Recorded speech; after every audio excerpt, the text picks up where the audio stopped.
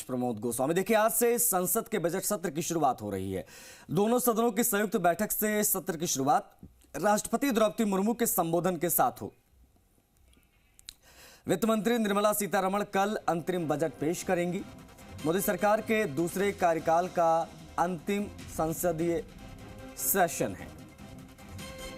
1 तारीख को बजट पेश होना है।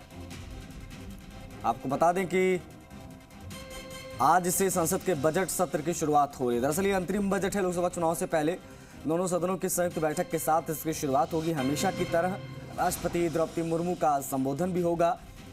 वित्त मंत्री निर्मला सीतारमण कल 1 फरवरी को अंतरिम बजट पेश करेंगी। निजाम कंटालिया हमारे सहयोगी फोन लाइन पर कनेक्ट होकर उनसे बातचीत करेंगे। निजाम, आज से संसद के बजट सत्र की शुरुआत हो रही है। दोनों सदनों की संयुक्त बैठक के साथ इसकी शुरुआत होगी। क्या रहेगा आज और किस प्रकार के बजट की करें उम्मीद? बिल्कुल, देखिए कि सरकार से कह सकते हैं कि सरकार का ये आखिरी भी है और अंतरिम बजट पेश किया जाएगा। और इस बजट में देखें तो साल की उन घोषणाओं को शामिल किया जाएगा जिनका लगभग इंतजार किया जा रहा है। खासतौर से चाहे बड़े व्यापारिक घराने हो, चाहे किसान हो और चाहे मध्यम वर्ग हो, उन सभी को इंतजार रहेगा। खासतौर से अगर कहें स्लैब से लेकर अन्य चीजों को लेकर भी। लेकिन कभी सभी कहें तो अगर देशवासियों को इससे उम्मीद भी है।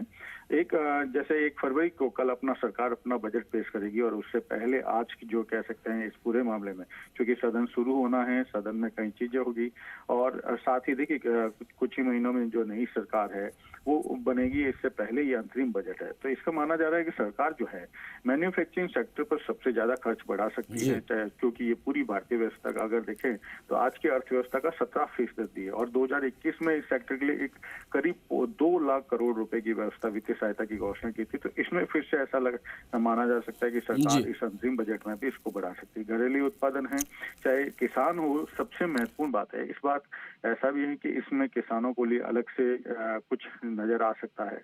इसके साथ ही आज जो कह सकते हैं सारे देखिए कि सभी सांसद जो हैं, राजस्थान के सांसद भी जो हैं आज शामिल होने के लिए यहाँ पहुंच चुके हैं। अगर कहें तो 25 सांसद जो हैं वो पहुंच चुके हैं। तो इसी तरीके से आज पूरी तैयारियां रहेगी। कल को लेकर पूरी कह सकते हैं सरकार आज शुरुआत करेगी इस मामले में। तो देखिए सब सरकार के सामने चिंता है बेरोजगारी की भी, वो बेरोजगारी के पक्ष को लेकर भी इसमें कुछ घोषणाएं कर सकती है।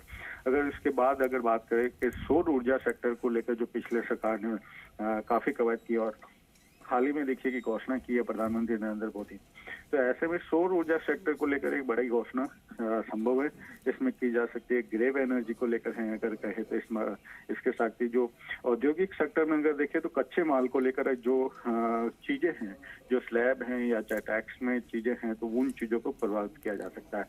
तो मैन्युफैक्चरिंग पावर जो है वो उसको बढ़ाने के लिए सरकार बड़ी घोषणाएं कर सकती है। चाहे अगर आप देखें कि पिछले सालों में अगर देखेंगे तो लगातार जो सरकार का रुझान रहा वो औद्योगिक क्षेत्र पे रहा, तो इस बार भी इसको बढ़ावा दे सकते हैं। कोचिंग सेंटरों का मामला जो है उस पर भी जो है टैक्स बढ़ा सकती है सरकार। तो कई चीजें हैं जो अभी अगर कहें तो सभी की नजर रहेगी। ठीक है निजाम, बहुत शुक्रिया आपका इन तमाम जानकारियों के लिए, तमाम बातचीत के लिए।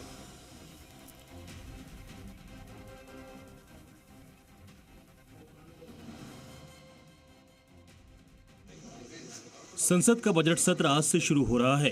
बजट सत्र के पहले केंद्र सरकार ने मंगलवार को सर्वदलीय बैठक बुलाई, जिसमें विभिन्न दलों के नेता शामिल हुए। बैठक के बाद संसदीय कार्य मंत्री प्रहलाद जोशी ने कहा कि सरकार हर मुद्दे पर चर्चा के लिए तैयार है। उन्होंने कहा कि सत्र से पहले सभी निलंबित सांसदों का सस्पेंशन रद्द कर दिया गया है। सभी मुद्दे पर चर्चा के लिए सरकार तैयार है, लेकिन सुचारू रूप से सदन चलना है। हमने ये भी निवेदन किया है कि कृपया जो प्लेकार्ड लेके, तट्टिया लेके अंदर नहीं आना चाहिए। आप वापस सस्पेंशन विथड्रॉ करके अंदर लेने के लिए, सदन में आने के लिए मौका देने के लिए हमने विनती किया है, वो दोनों ने स्वीकारा।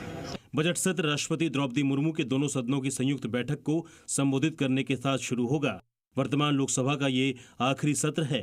वित्त मंत्री निर्मला सीतारमण लोकसभा चुनाव से पहले 1 फरवरी को अंतरिम बजट पेश करेंगी।